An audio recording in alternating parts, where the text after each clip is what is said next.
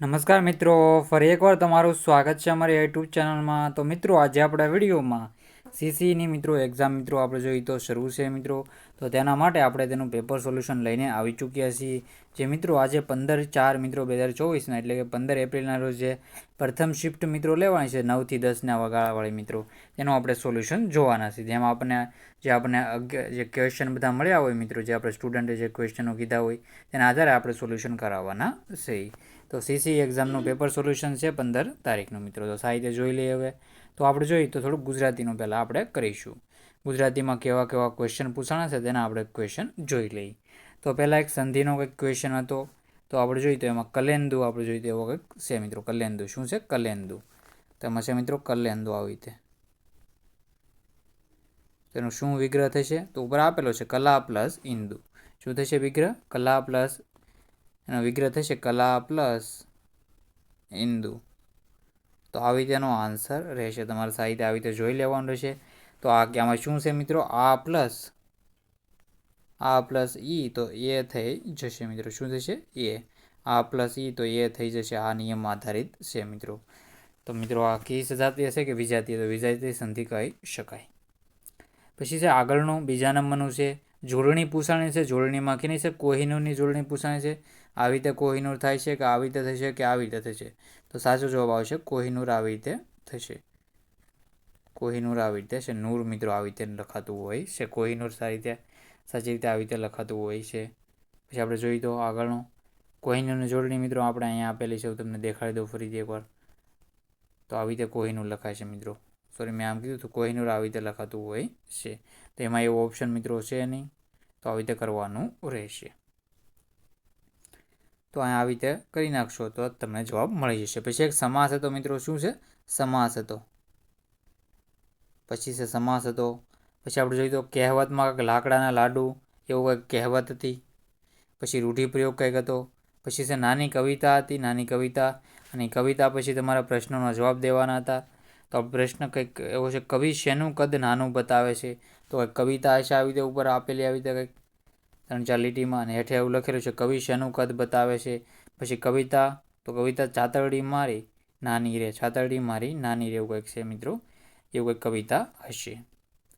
પછી છે સમાનાર્થી અને એક વિરુદ્ધાર્થી હતો. તો એક સમાનાર્થી હતો અને એક વિરુદ્ધાર્થી હતો. એ આપણે આગળ જોવાના છીએ. પછી ગુજરાતી ઇંગ્લિશ ભૂલ હતી. તો આપણે જોઈએ તો મારા પિતાજીની માંદગી વધી રહી હતી. તો કંઈક આવું હશે મિત્રો. તેમાં તમારી ગુજરાતી તમે ઇંગ્લિશમાં કરવાનું હતું. તેમાં જે આપણે જોઈએ તો આપણને જે ક્વેશ્ચન મોકલે છે તે કહે છે એમાં કંઈક ભૂલ હતી. ઇંગ્લિશમાં શું શું પૂછાણું તો આપણે એનું જોઈ લઈએ.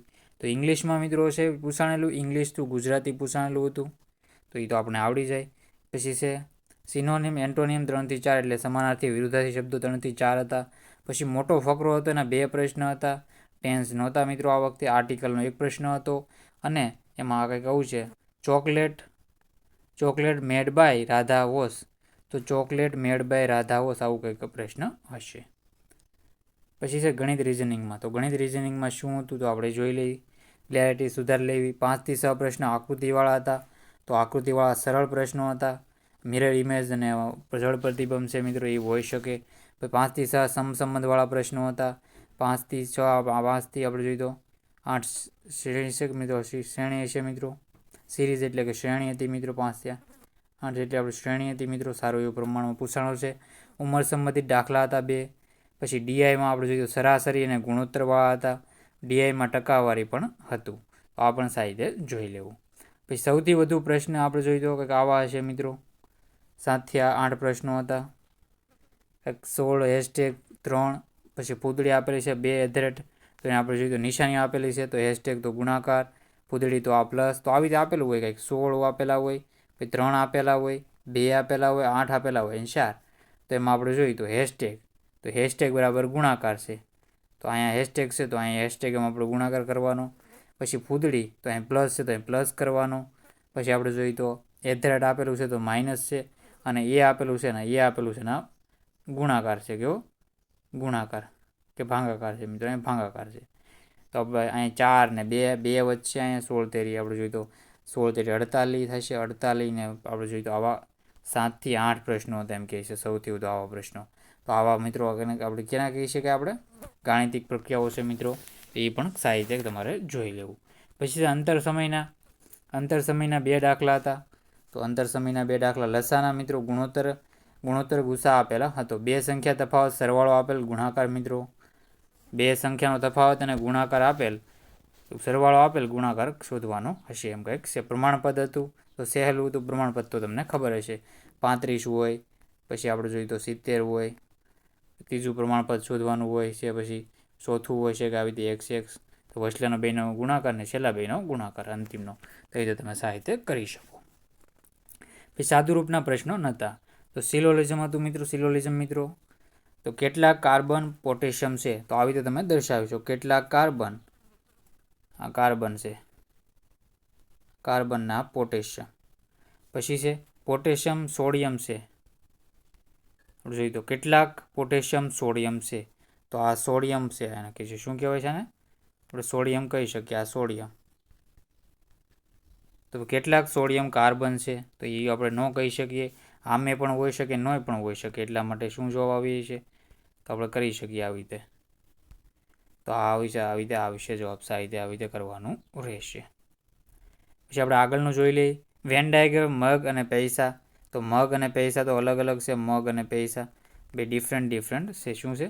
મગ અને પૈસા છે એ બે ડિફરન્ટ છે. એ પણ યાદ રાખવાનું છે. આ બે ડિફરન્ટ છે. એટલે કે આમ આવી શકે, આમ હજી એક બાકી છે તો અલગ હોય તો એક હાવ અલગ આવી શકે. પૈસાના રૂપિયા આવી શકે મિત્રો, એ કહી શકો. ભારત, પશ્ચિમ બંગાળ અને કોલકાતા. ભારત, પશ્ચિમ બંગાળ અને Kolkata. Easy Venn diagram. Kolkata છે એની ઉપર મિત્રો આ આવી જશે પશ્ચિમ બંગાળ અને આ ભારત. આ કોલકાતા, આ પશ્ચિમ બંગાળ અને આ ભારત. તો આવી રીતે દર્શાવવાનું રહેશે. અને જે આપણે એક પહેલાં ભોપાલ પૂછાય ગયો. ભોપાલ મધ્યપ્રદેશ ભારત. ભોપાલ મધ્યપ્રદેશ અને ભારત એવો પણ એક વખત પૂછાઈ ગયો હતો. યાદ રાખવાનું રહેશે.